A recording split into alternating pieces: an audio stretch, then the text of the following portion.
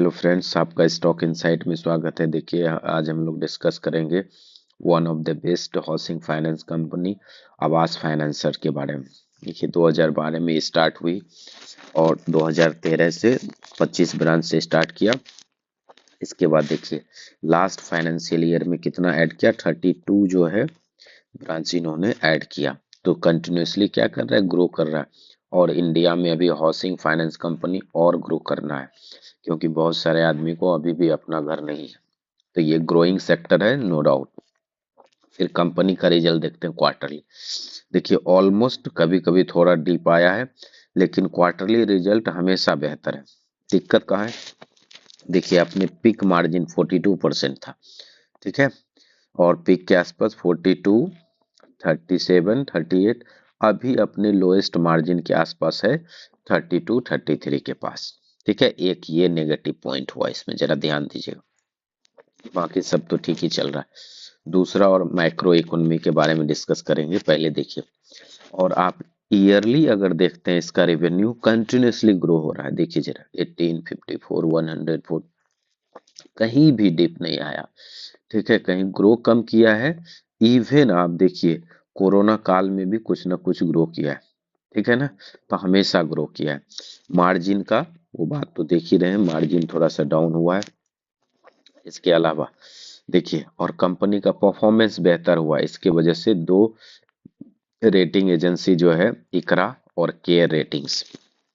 इकरा ने जहां 16 में इसको ए स्टेबल का, अब ए स्टेबल दिया है, और केयर रेटिंग ने ए प्लस स्टेबल का दिया था, ए स्टेबल। दोनों ने रेटिंग क्या किया, इंक्रीज किया। ये अच्छी बात है, फाइनेंशियल कंपनी के लिए बहुत मायने रखता है। देखते हैं गवर्नमेंट के भी फाइनेंशियल सारे डिसीजन के बेसिस पे डेट कितना, ये सब देख करके बहुत सारी कंपनी जो है इंडिया का क्रेडिट रेटिंग जो है देती है।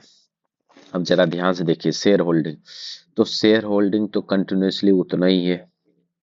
ठीक है, और एफ आई आई इसका देखिए कभी कम नहीं हुआ। अभी तो थोड़ा सा मार्केट से ही थोड़ा थोड़ा बेच के निकला है, तो ऐसा नहीं कोई खास बेच के निकला, और फिर से सिग्निफिकेंटली इंक्रीज करना शुरू कर दिया है।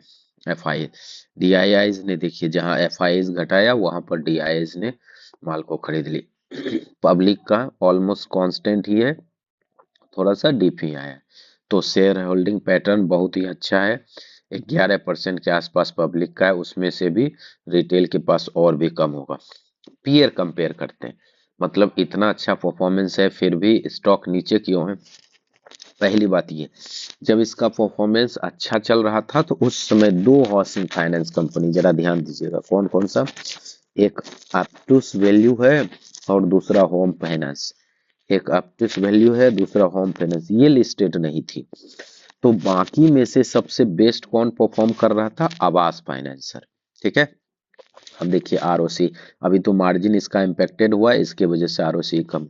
लेकिन अब दो कंपनी जो लिस्ट हुई है ना, अप्टूस हो गया और फर्स्ट होम फाइनेंस हो गया, तो ये दोनों का क्या है, मार्जिन इससे बेहतर है। इसके वजह से मार्केट का ध्यान इधर गया। लेकिन इसका मतलब ये नहीं है कि ये बहुत ही खराब परफॉर्मेंस कर रहे हैं।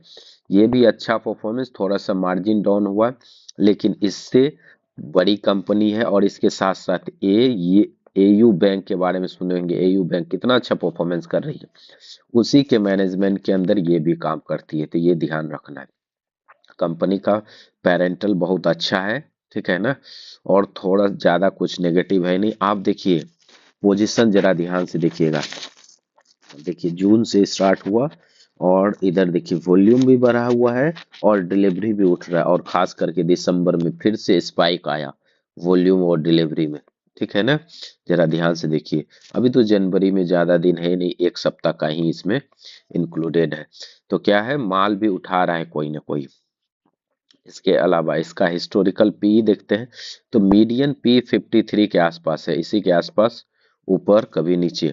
और जरा ध्यान से देखिए कोरोना काल में भी 2020 के आसपास ना, ये जरा ध्यान से देखिए, ये 30 से नीचे नहीं गया था।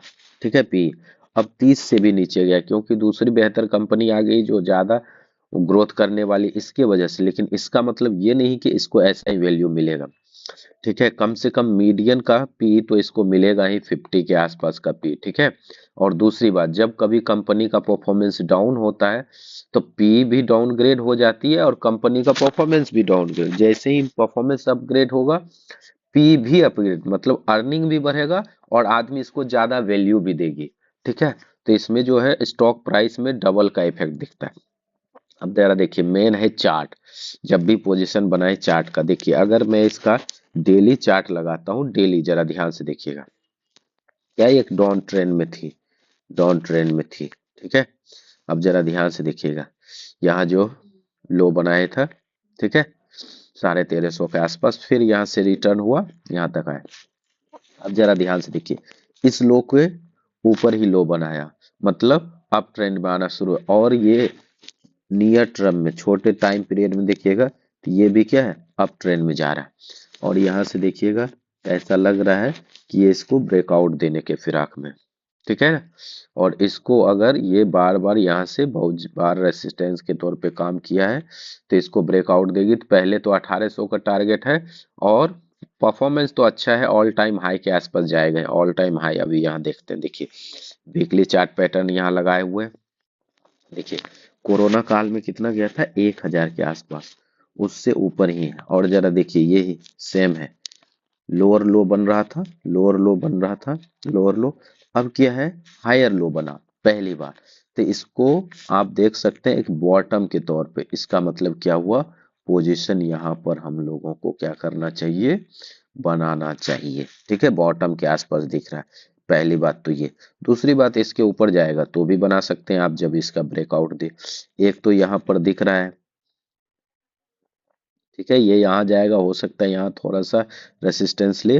फाइनल ये टारगेट तो सबसे इमीडिएटली दिखता है 2000 के, ये 2200 के आसपास का, ठीक है। और ऑल टाइम हाई जो है, यहाँ तो इसको जाना है, क्योंकि कंपनी के परफॉर्मेंस में कोई दिक्कत नहीं है। अगर आपको मेरा वीडियो पसंद आया है तो प्लीज़ लाइक कीजिए, कमेंट करके ज़रूर बताइए कि और कौन से शेयर का आप चाहते हैं कि वीडियो बनाएं, और इसको शेयर कीजिए। और उम्मीद करते हैं कि अभी तक आप लोगों ने सब्सक्राइब कर लिया होगा। Thanks for watching.